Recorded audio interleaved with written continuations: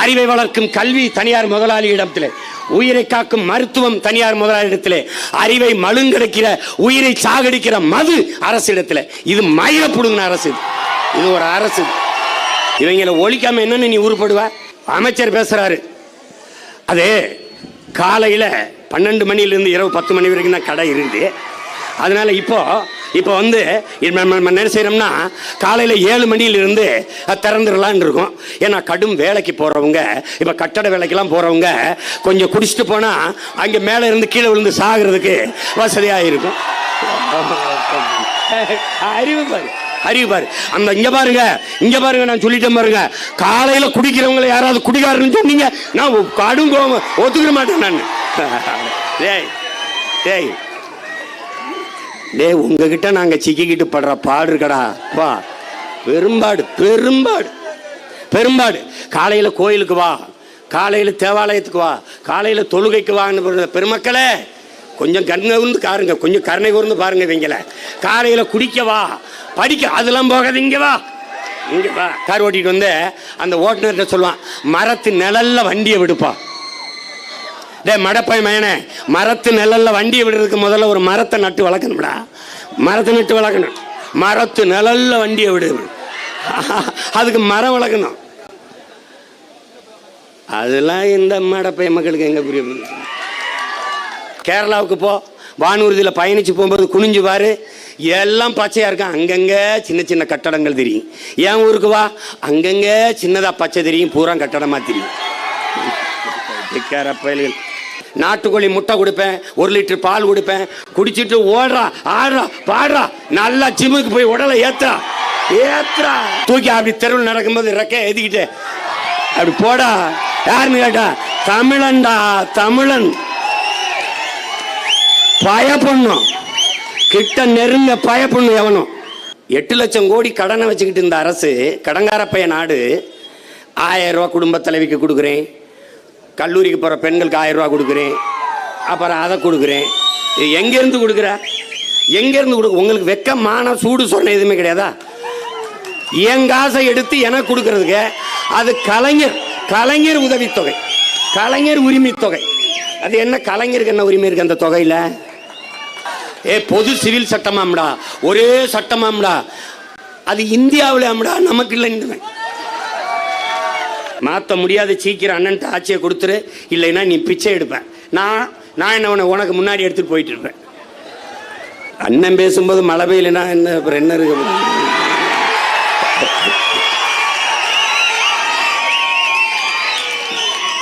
மழை பெய்யலைன்னா தான் வியப்பு. அது மற்றவங்கெல்லாம் பேசும்போது கொஞ்சமா பெய்யும், அண்ணன் பேசும்போது கொஞ்சம் அதிகமா. பழகிருச்சு, ஒரு கூட்டமா 2 கூட்டமா பழகிருச்சு. 8 லட்சம் கோடி கடனை வச்சுக்கிட்டு இந்த அரசு, கடங்கார பைய நாடு. 1000 ரூபா குடும்ப தலைவிக்கு கொடுக்குறேன், கல்லூரிக்கு போகிற பெண்களுக்கு 1000 ரூபா கொடுக்குறேன், அப்புறம் அதை கொடுக்குறேன். எங்கேருந்து கொடுக்குற? உங்களுக்கு வெக்கமான சூடு சொன்ன எதுவுமே கிடையாதா? என் காசை எடுத்து எனக்கு கொடுக்கறதுக்கு அது கலைஞர் உதவித்தொகை, கலைஞர் உரிமை தொகை. அது என்ன, கலைஞருக்கு என்ன உரிமை இருக்கு அந்த தொகையில்? கலைஞர் உரிமை தொகை எங்கிருந்து வந்தது? நீங்க ராஜராஜ சோழன் பரம்பரை, அந்த மன்னர் சொத்தப்புறா வித்துட்டு எனக்கு காசு கொடுக்குறேன், நீ 1000 ரூபா என்ன ஆத்தாள பண்ணிட்ட எடுத்து எங்க சொந்தக்காரன் மாமச்சனை குடிக்க வச்சு கெடுத்து அவன்கிட்ட இருந்து காசை பறிச்சு ஆண்டு ஒன்றுக்கு 45,000 கோடி வசூலிச்சு அந்த காசுல 1000 ரூபாய் கொடுக்குற. அதான் 2 கிளவி பேசிட்டு போகுது, மாசமான 1000 ரூபா கொடுப்பாங்களாமேன்னு. இனிமே நம்ம எங்க மாசமாகிறது அப்படின்ட்டு இந்த வயசான கிளவி நிலம் பேசிட்டு போகுது. ஒரு மீம்ஸ் போட்டிருக்கான் ஒரு தம்பி, இப்ப பிரமாதமா சிந்திக்கிறான். வியாபாரிகள் எல்லாம் பொருளுக்கு விலை தள்ளுபடி பண்ணா ஆடி தள்ளுபடி, அதே வியாபாரிகளுக்கு நாட்டை கூறு போட்டு வித்தா அது மோடி தள்ளுபடின்னு. நிறைய சிந்தனையாளர்கள் உருவாயிட்டாங்க நாட்டில். இப்போ நம்ம என்ன செய்யணும்னா 100 நாள் வேலை திட்டத்தை வச்சுக்கிறோம். சரி, அரசு கொடுக்க 300 ரூபாய் கொடுத்துறோம். ஆனால் அந்த அலுவலகங்களில், கிராம பஞ்சாயத்து அலுவலகங்களில் 100 நாள் வேலைக்கு வர்ற பெண்கள்கிட்ட வந்து அவங்கக்கிட்ட அவங்க பெயர்கள் எல்லாம் எழுதி வச்சுக்கிறோம். அப்போ ஒரு விவசாயி கரும்பு வெட்டுறதுக்கு ஆள் தேவைப்படுது, அல்லது நெல்லருக்கு ஆள் தேவைப்படுது, அல்லது வாழைக்கு தோகைகளுக்கு ஆள் தேவைப்படுது. சரி இருக்கு. அப்ப தேவைப்படுது அப்படின்னா நம்ம என்ன பண்ணோம்? அப்ப பதிவு பண்ணணும். பதிவு பண்ணி எனக்கு 50 பேர் தேவைன்னா 50 பேரை பதிவு பண்ணிட்டா அவர் வண்டி அனுப்பி அங்கே அனுப்பிடுவார். அப்போ நிலத்தில் போய் இவங்க வேலை செய்வாங்க. காலையிலிருந்து மதியம் வரைக்கும் வேலை செய்வாங்க. வேலை செஞ்சுட்டு வெளியேறும்போது, வரப்பில் வெளியேறும்போது விவசாயி 500 ரூபா கொடுத்துருவார். நேரம் இந்த அலுவலகத்துக்கு வந்தால் இவங்க 300 ரூபாயை கொடுத்துருவாங்க. அப்போ 800 ரூபாயோட என் மக்கள் வீட்டுக்கு போவாங்க. வறுமை ஒழியும், உற்பத்தி பெருகும், விளைச்சல் பெருகும், நாட்டில் உணவு தட்டுப்பாடு வராது. நீ வெங்காய விலை ஏறி போச்சுன்னா அதுக்கு இந்த வெங்காயங்கள் தான் காரணம். நீ எனக்கு ஓட்ட போட்டு விவசாய சின்னத்தில் வெள்ள வையே, நாட்டை எப்படி உயர்த்தி காட்டுறேன்னு பாரு. உலகத்துக்கு உணவை ஏற்றுமதி செய்வேன். உலகத்துக்கு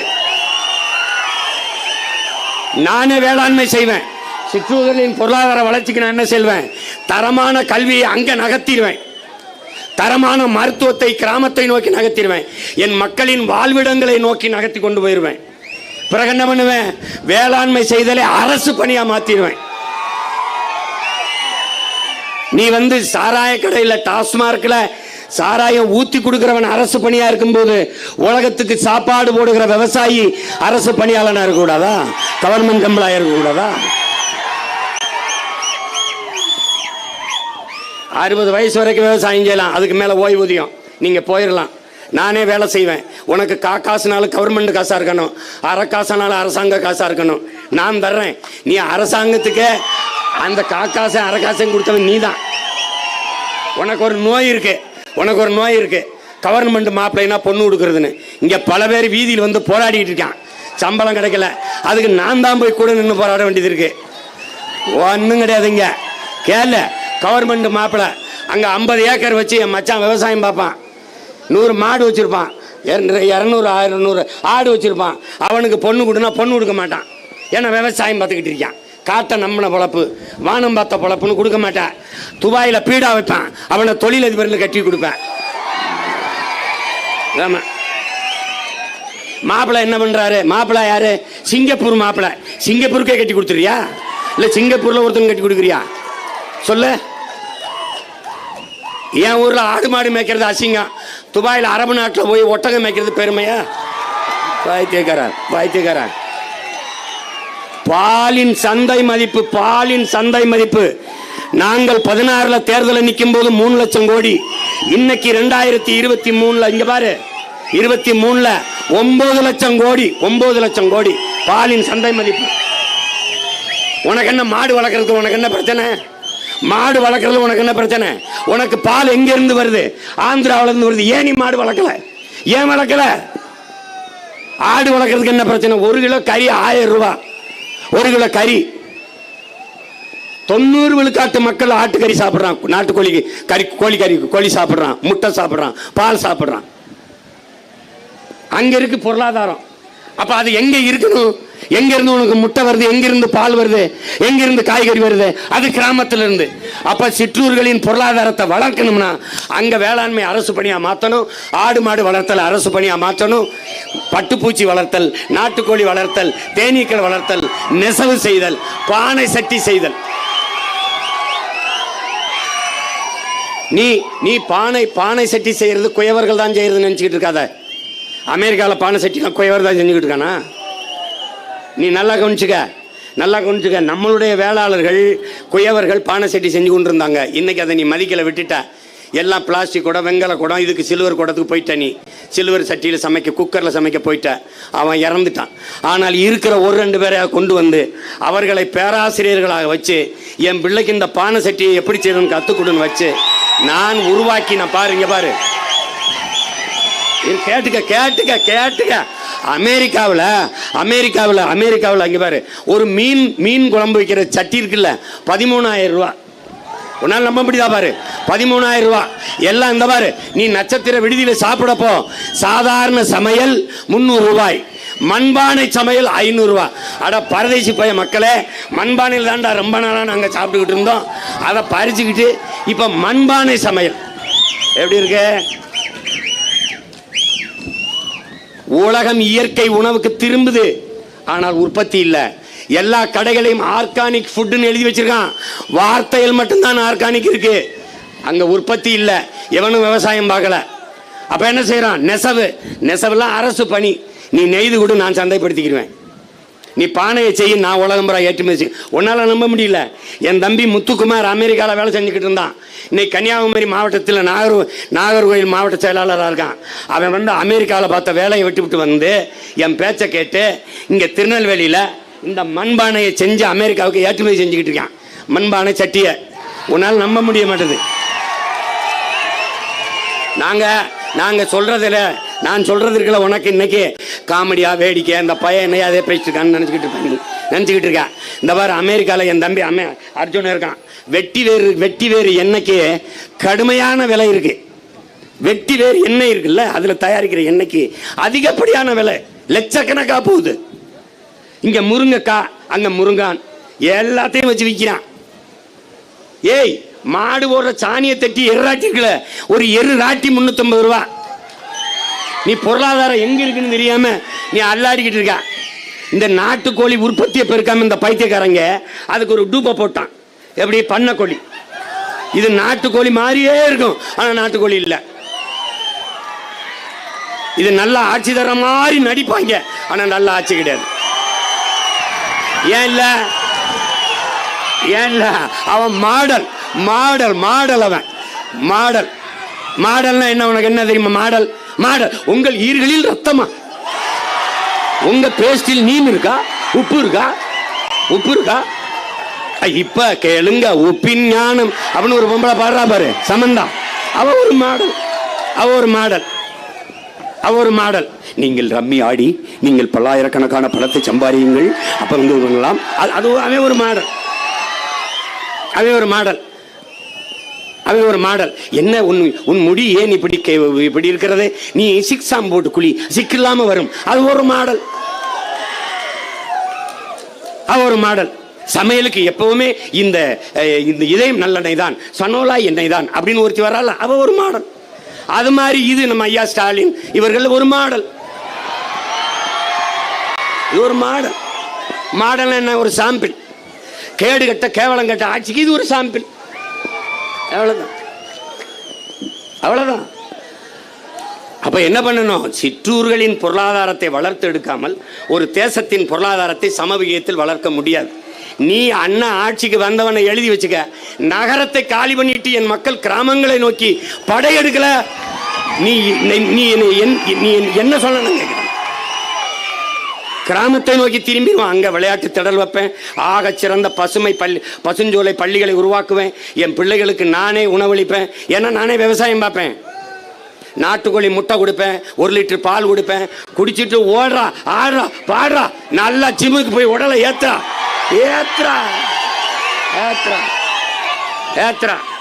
ஹைலி புரோட்டீன், 70 விழுக்காடு புரோட்டீன் இருக்கிற ஒரு கறி, மாட்டுக்கறி நல்லா சாப்பிட்றா.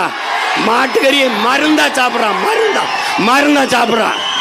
எல்லா ஊர்களையும் உடற்பயிற்சி கூடம் கட்டி வச்சிருவேன். சிற்றூர்களை உடற்பயிற்சி கூடம் போடா, ஜிம்முக்கு போய் நல்லா முகிழ்க்கும் தசையிடை அரும்புவதே அழகுங்கிறான் திருவிக்கா.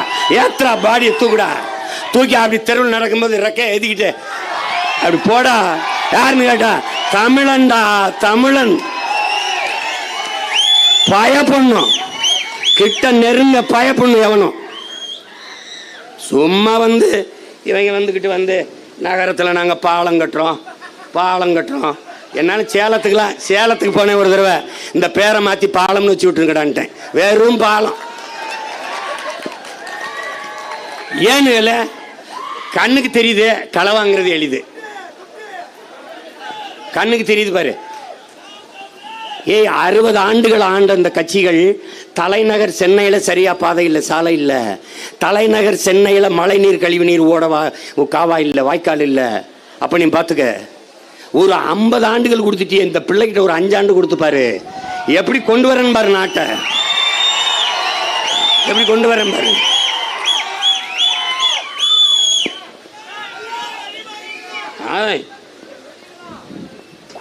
ஒரு கோழி 650 ரூபா நாட்டுக்கோழி. ஒருத்தன் 9 ஏக்கரில் நாட்டுக்கோழி வளர்த்து மாதம் 15 லட்சம் சம்பாதிக்கிறான். உனக்கு சிரிப்பாக இருக்கு அண்ணன் சொன்னால் நீ நம்ப மாட்டேற. ஏய் வாழை இலையில சேலை வேட்டி, வாழை நாரில் வந்து வாழை மட்டையில் பை, வாழை நாரில் எல்லாம் தயாரிக்கிறான் எங்கள் ஆள். அவன் ஒரு வீட்டில் தயாரிக்கிறான், நான் ஆட்சிக்கு வந்தவொடனே நாட்டில் தயாரிப்பேன். That's all. No methane ethane stop. ஓஎன்ஜிசிலாம் பிரிச்சுட்டு கிளம்பு. எனக்கு பயோகேஸ் நான் எப்படி தயாரிக்கிறேன்னு பாரு.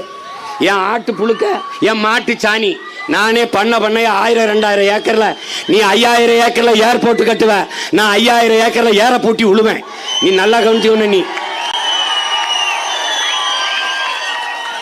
ஒருங்கிணைந்த பண்ணை, அதான் எங்க அப்பாவுடைய கனவு, நம்மால் அப்பாவுடைய கனவு. ஒருங்கிணைந்த பண்ணை. என் பண்ணைக்கு வந்துட்டீங்கன்னா எல்லாம் கிடைக்கும். பன்னிக்கறி, ஆட்டுக்கறி, நாட்டுக்கறி, மாட்டுக்கறி, கோழிக்கறி, எல்லா கறிக்கும் கொடுப்பேன். அப்புறம் கீரை, அந்த கீரை, வல்லாரை, பொன்னாங்கண்ணி கீரை, அகத்திக்கீரை, முருங்கைக்கீரை, தண்டங்க, எல்லா கீரையும் விற்பேன். எல்லா கீரையும் இருக்கும். மீன் வேணுமா அங்கே குளம் இருக்கும், பிடிச்சி தருவேன். எல்லாம் தருவேன். எல்லாம் படித்தவன்லாம் விவசாயம் பார்ப்பான். நீ படிக்காதவன் செய்கிற வேலையை நினச்சிருக்கா. படித்தவன் விவசாயம் செய்கிறது இல்லைன்னு. படித்தவன் எதுக்கூட சாப்பிட்ற பட்னியாரு. அப்ப நாங்க என்ன செய்யறோம்? படித்தவர் படிக்காதவர் அனைவருக்கும் அரசு வேலை. 1000 ஏக்கர்ல மாட்டு பண்ணை வைக்கிறேன்னா அந்த மாடு எப்படி மேயுது, அது சரியா இருக்கா போகுதா வரதான்னு கண்காணிக்கிறவனுக்கு கல்வி எஜுகேஷன் தேவையில்லை. என் மாட்டு சாணம் இருக்குல்ல, அதை வேக்கம் கிளீனர் குப்பையை இழுக்கிற மாதிரி சாணத்தை இழுத்துட்டு ட்ரக்கில் அந்த டிராக்டரில் போடுறவனுக்கு எஜுகேஷன் தேவையில்லை, கல்வி தேவையில்லை. ஆனால் எத்தனை லிட்டர் பால் கறந்துருக்கோம்? இந்த சொந்த மாநில மக்களின் பால் தேவைக்கு எவ்வளவு போகுது, இது பால் குவா தயாரிக்க எவ்வளோ போகுது, பாலாடை கட்டி நெய் தயாரிக்க, வெண்ணெய் தயாரிக்க, மோர் தயாரிக்க எவ்வளவு அனுப்பியிருக்கோங்கிற கணக்கு எழுதுறதுக்கு படித்தவன் தேவைப்படுது. அங்கே படித்தவனுக்கு வேலை, அங்கே படிக்காதவனுக்கு வேலை. இப்போ என்ன பண்ணுறேன்?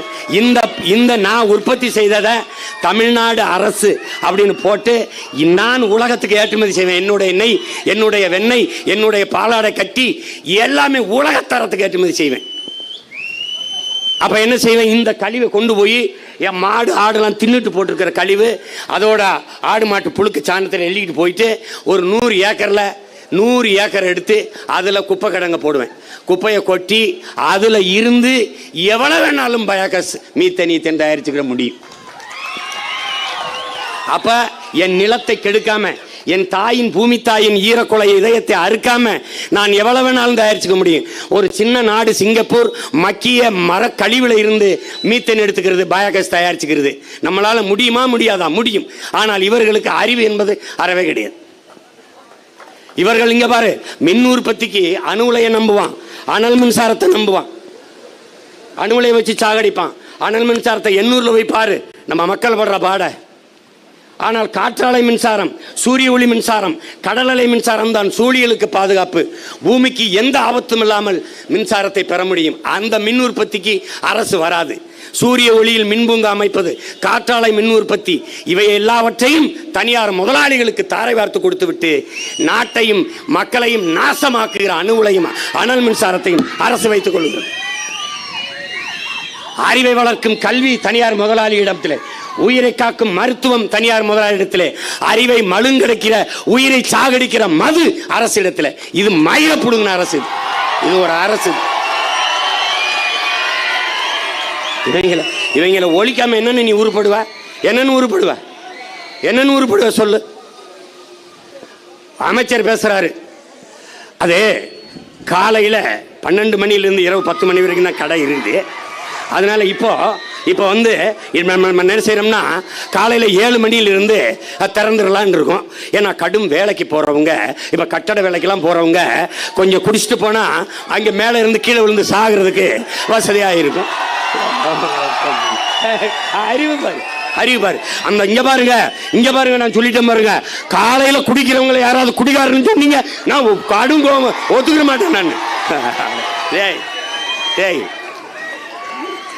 உங்ககிட்ட நாங்க சிக்கிக்கிட்டு படுற பாடு இருக்கடா பா, பெரும்பாடு.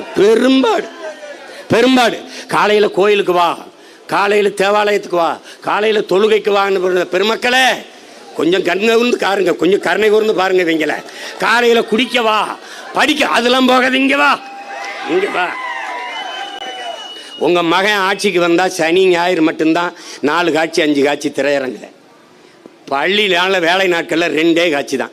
மாலை 6 மணிக்கு ஒரு ஆட்டம், இரவு 10 மணிக்கு ஒரு ஆட்டம். காலையில் எவனும் திரையரங்கு மூடி போட்டுரும். காலையில் நோ திரையரங்கு. இந்த வார் நீ இங்கே வார், ஒரே வாரத்தில் எடுக்கிறதா 4 வாரம் ஓட்டி எடுத்துக்க, காசு எடுத்துக்க.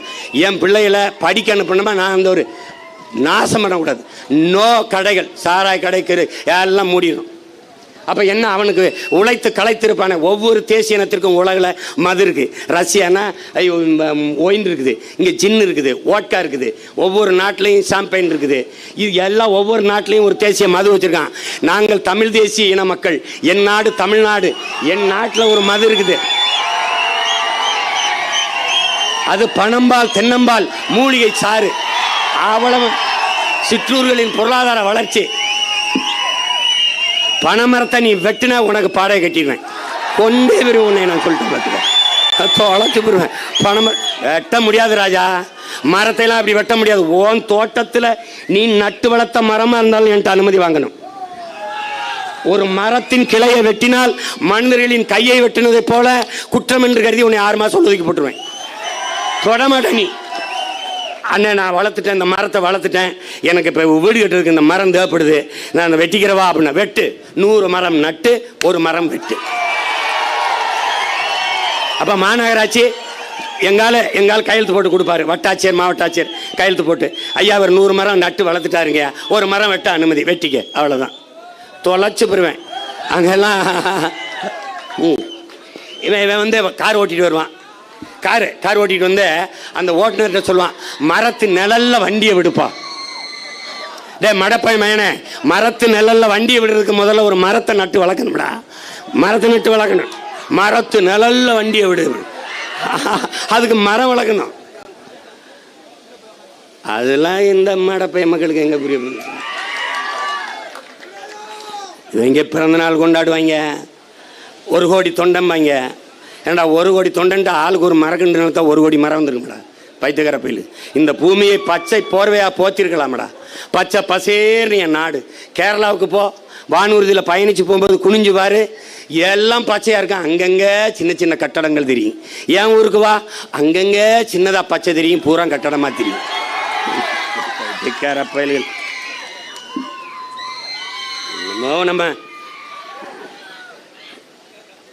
இந்த பாரதி கடும் கோவத்துக்கு ஆளாயிட்டான். ஒரு நாள் வெறுப்பாயி எல்லா பையிலும் கோயிலில் போய் எனக்கு நல்ல புத்தியை கொடு, எனக்கு நல்ல புத்தியை கொடு, அறிவை கொடு, அப்படி தான் வேண்டுவேன்.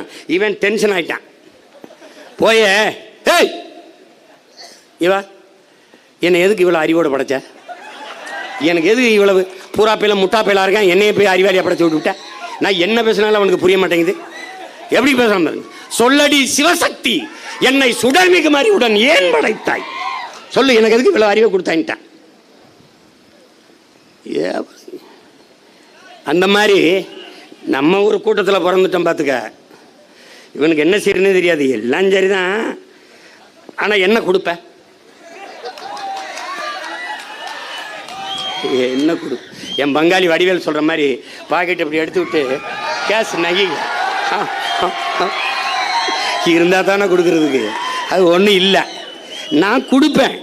உலக தரத்திற்கு ஆகச்சிறந்த கல்வியை ஏழை பணக்காரன், உயர்ந்தவன் தாழ்ந்தவன் என்று பாகுபாடின்றி, கிராமம் நகரம் என்ற பாகுபாடின்றி எல்லோருக்கும் ஆகச்சிறந்த கல்வி கொடுப்பேன்.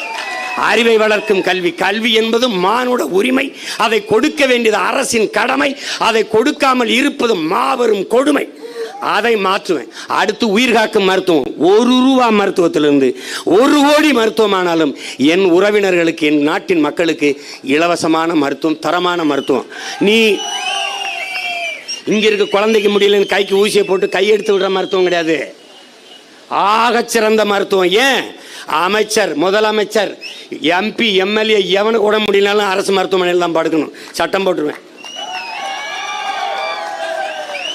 அரசு பள்ளியில் படிக்கிற அரசு அலுவலர்கள், அரசு ஊழியர்கள், அதிகாரிகள், அமைச்சர் பெருமக்கள் எல்லாருடைய பிள்ளைகளும் அரசு பள்ளி கல்லூரியில் தான் படிக்கணும். கல்வித்தரம் உயர்ந்துடும். இப்போ வேலைக்கு வருவேன், வேலைக்கு எனக்கு இன்டர்வியூ வருவேன். தமிழ்நாடு அரசு வேலை வாய்ப்பில் வருவேன். நாங்கள் இன்டர்வியூ எடுப்போம். நாங்கள் நேர்காணல் எடுக்கும்போது அரசு பள்ளியில் படிச்சிருக்கியான்னு பார்ப்போம், அரசு கல்லூரியில் படிச்சிருக்கியான்னு பார்ப்போம். உனக்கு வேலையில் முன்னுரிமை கொடுப்போம். உனக்கு கொடுத்துட்டு மிச்சம் இருந்தால் தனியார் பள்ளி கல்லூரியில் படித்தவனு கொடுப்போம். இல்லைன்னா கிளம்பு பண்ணுறோம். அப்புறம் பார்ப்பேன் பிள்ளைக்கு தமிழ் பேர் இருக்கான்னு பார்ப்பேன். அதுக்கு வேலையில் முன்னுரிமை. கணேஷ், தினேஷ், விகேஷ், சுரேஷ், ரமேஷ் என்று பாம்பு மூச்சு விட்ட மாதிரி புசு புசுன்னு வச்சுருந்தீங்கன்னு வச்சுக்க. வேலை வேணுமா, முதல்ல போய் 50 ரூபா விலையை குறைச்சிடும். ஒரு 10 ரூபாயை கட்டி பேரை மாற்றிட்டு வா, நல்ல தமிழ் பேரை வச்சுட்டா போ போ. பெயரில் கூட தாய்மொழியில் பெயரை கூட தாங்காத ஒரு இனம் எப்படி வாழும்? எப்படி வாழும்? சும்மா ரொம்ப பேசுனா அந்த சிவாஜி படத்தில் வரும்ல, ஆஃபீஸ் ரூமுக்குள்ளே போங்க, ஆஃபீஸ் ரூம் ஆஃபீஸ் ரூமுக்குள்ளே போவிட்டு அங்கே இந்த ஜிம் பாய்ஸ் இருப்பாங்க, அந்த இது அந்த அப்படியே குறுக்கு மறுக்குமா நடந்துக்கிட்டே இருப்பாங்க. நாம் இங்கேருந்து ஒரு பச்சை மட்டை ஆளை பிடிச்சிக்கடா பிடிச்சிக்க. நீ தானே மண்ணெளி விற்றவன், எவ்வளோ குத்த? 10,000 கோடி. 10,000 கோடி தந்துடுறேன், என் மண்ணை திருப்பி தந்துடுவியா? நீ தானடா மலையை எம்சாண்டு போட்டவன், நீ தானடா குவாரி கல்குவாரி ஓனர், நீ தானே? நீ வேடா எத்தனாயிரத்துக்கு குத்தா? 5,000 கோடி. 5,000 கோடியை கொடுத்துட்றேன், என் மலையை வளர்த்து காட்டுறா, அரையங்களை வளர்த்து காட்டுறா. போட்டு பிச்சு முதுவை. ரொம்ப சேட்டை செய்யும்போது எங்கால என்ன பண்ணுவார் தெரியுமில்ல? இந்த பச்சை மட்டை வைத்தியம் எனக்கு எங்கே தெரியும்? நாட்டில் தான். இவனுக்கெல்லாம் பச்சை மட்டை வைத்தியம் தானே சரியாக இருக்கும்னா, என்னதான்டா பச்சை மட்டை வைத்தியம்னு? அண்ணே சட்டையை கழட்டிட்டு பச்சை மட்டை வச்சு அடித்தோம்னா தோல் பிரிஞ்சிடும். பிரிஞ்சவொடனே என்ன பண்ணணும்னா கடல் நீர் அள்ளி கொண்டு அந்த முதுகில் ஊற்றிட்டோம்னா அவன் ஒரு நிலைமைக்கு வருவான் பாரு, அதான் முடிஞ்சிடும். இவங்க அப்போ பொருளாதார வளர்ச்சி என்பது, பொருளாதாரம் என்பது எங்கே இருக்குதுன்னு என் உடன் பிறந்தார்கள் புரிஞ்சுக்கணும். இன்னைக்கு சிற்றூர்களில் தான் நம்ம நாட்டின் சம வீதத்தில் வளர்த்து எடுக்காம கிராமங்கள் காலியாகாமல் பார்த்துக்கணும் வழியும். இன்னைக்கே இந்த நிலைமைனா, இன்னைக்கு 1 கிலோ வெங்காயம் 200 ரூபாய்னா 5 ஆண்டு கழிச்சு 2000 ரூபாய் ஆகாதுன்னு நீ எப்படி நம்புற? தக்காளி 150 ரூபாய்னா ஏன் அது அன்னைக்கு 1500 ரூபாயா ஏன் வராது? அந்த நிலைமை வந்துச்சுன்னா என்ன பண்ணுவ? எல்லா காலத்திலையும் நமக்கு ஏப்ரல் மேல தண்ணி கிடைக்க மாட்டேங்குது. குடத்தை வச்சுக்கிட்டு நம்ம சின்னம்மா பெரியம்மா அக்கா தங்கச்சி எல்லாம் வீதியில் நிற்கிறாங்க. பொது சிவில் சட்டமாம்டா, ஒரே சட்டமாம்டா. அது இந்தியாவில் ஆம்டா, நமக்கு இல்லை. இப்போ சொன்னா பாருங்க, என் தம்பி இடும்பு கார்த்திக் சொன்னா பாருங்க, சந்திரசேராவை காட்ட ஆட்டம். அவர் கூட கொஞ்சம் படித்தவருக்கு நாகரிகமாக நல்லா நகர்ப்புறத்தில் வளர்ந்துருப்பார். நான் யார் தெரியுமில்ல? நல்ல அடர்ந்த பனங்காட்டுக்குள்ள, நல்ல கருவை காட்டுக்குள்ள வாழ்ந்த ஒரு காட்டுப்பய, புரியுதா? அதனால நீ எனக்கு இந்த ஆட்டம்லாம் காட்ட முடியாது. சும்மா வந்துக்கிட்டு எதுப்பா எதுரா போலீஸு? ஆமாப்பா, அது தூக்குறேன்.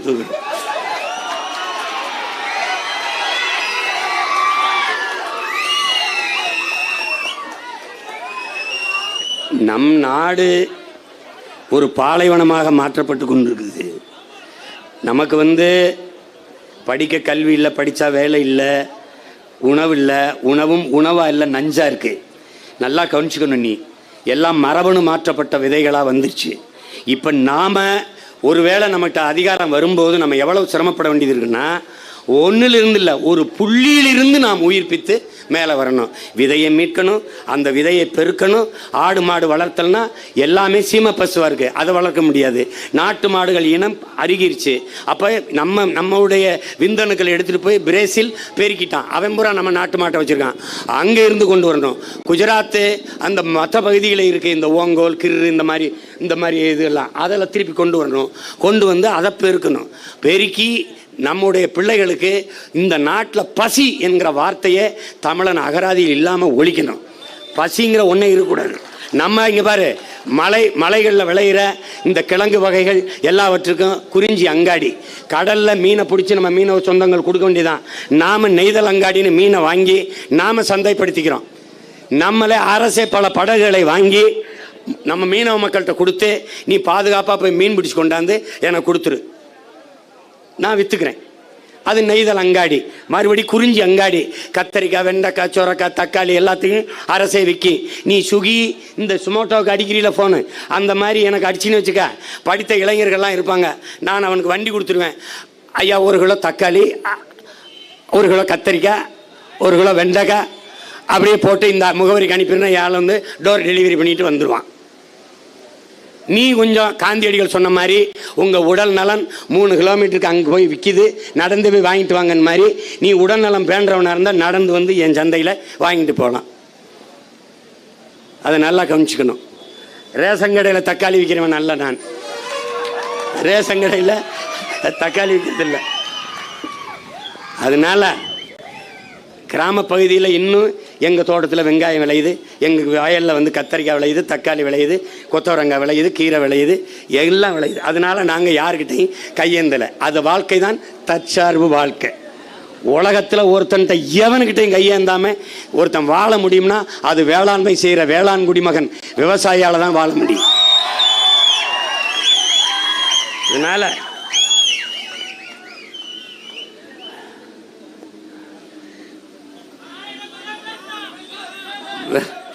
விவசாயத்தை கைவிட்ட நாடுகள் எல்லாம் பிச்சை எடுக்குது, ரொம்ப ரொம்ப ரொம்ப பின்தங்கி போயிடுச்சு. அடிப்படை வந்து உணவு தேவை தான். உணவு மிகப்பெரிய சந்தை. இங்கே கார் ஏற்றுமதி செய்யப்படுது, ஆண்டு ஒன்றுக்கு 50 லட்சம் கார். சோறு இறக்குமதி செய்யப்படுது, வெங்காயம், பருப்பு போன்ற அத்தியாவசிய உணவுப் பொருட்கள் இறக்குமதி செய்யப்படுது. நாம் ஆட்சிக்கு வந்தவொடனே சோறு ஏற்றுமதி செய்யப்படுது, கார் இறக்குமதி செய்யப்படுது. அந்த நிலையை நம்ம மாற்றிக்கிறோம். இப்போ நிலத்துக்கு என்ன செய்வ சீமா? நிலத்துக்கு என்ன செய்வ நீ? பரந்தூரில் 5000 ஏக்கர் எடுக்கிறீல்ல, நான் எடுக்கிறேன் என் மக்கள்கிட்ட, எவனும் போராட மாட்டான், கொடுத்துருவான். ஏன்? நான் 5000 ஏக்கரில் நான் அரசு விவசாயம் செய்கிறேன், நீ நிலத்தை எனக்கு ஒத்திக்கி கொடு, 25 ஆண்டுகளுக்கு, 1/4 நூற்றாண்டுக்கு கொடு. இந்த விலை, இந்த நிலம் என்ன விலைன்னு கேட்பேன். இந்த விலையை கொடுத்து ஒப்பந்தம் போட்டுக்கிறேன் 25 ஆண்டுகளுக்கு.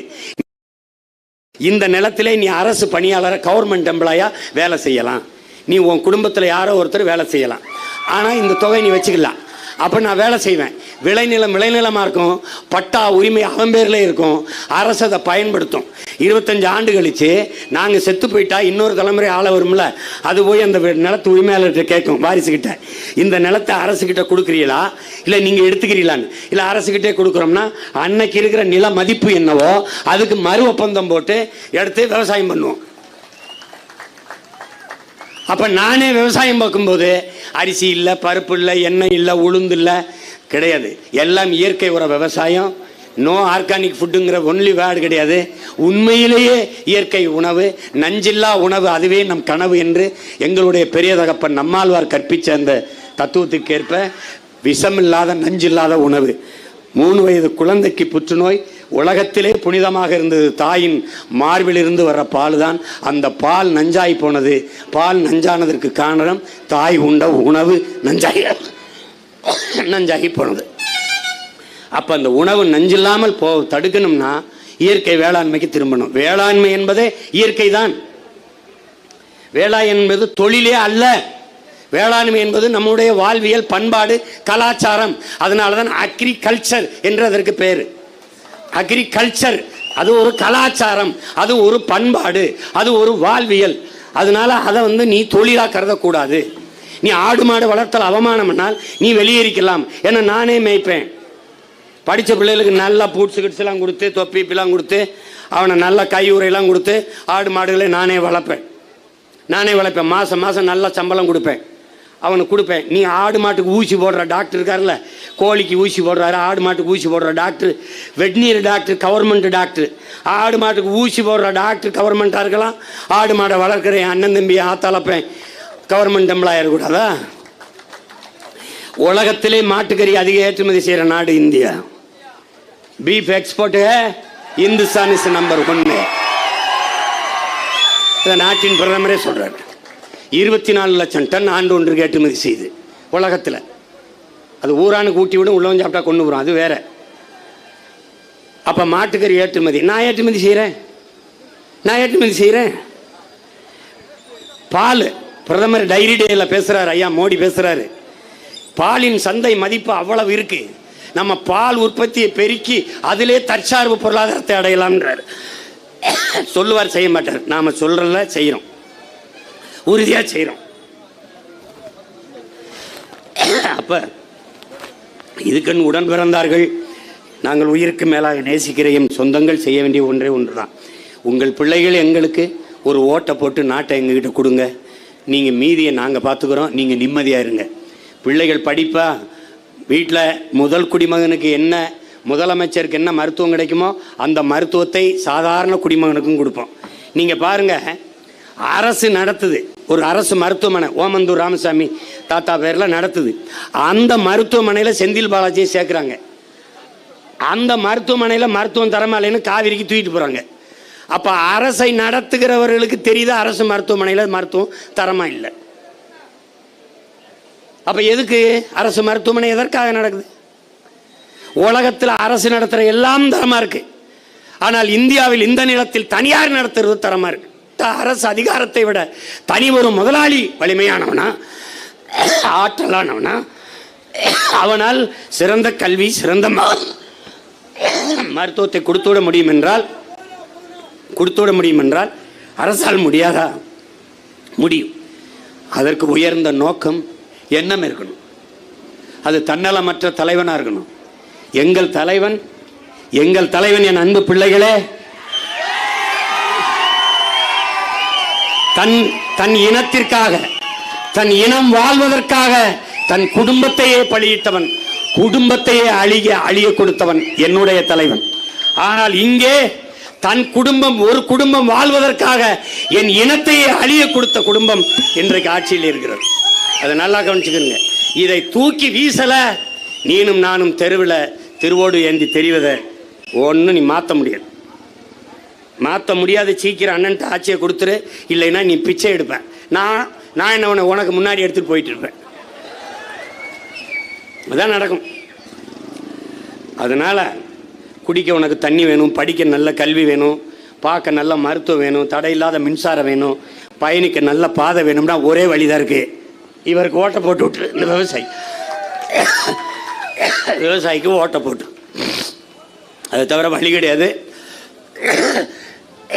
நாம சிற்றூர்களினுடைய பொருளாதார வளர்ச்சியை நாம் வளர்த்தெடுத்து நாட்டின் பொருளாதாரத்தை சமவீரத்தில் வளர்த்து உயர்த்துவோம். கொட்டுகிற மழையிலும் கலையாது நின்று கூட்டம் கேட்ட என் இன உறவுகள் அனைவருக்கும் என் அன்பும் வணக்கமும். புரட்சி எப்போதும் வெல்லும். நாளை நமது ஆட்சியை சொல்லும் நாம் தமிழர்.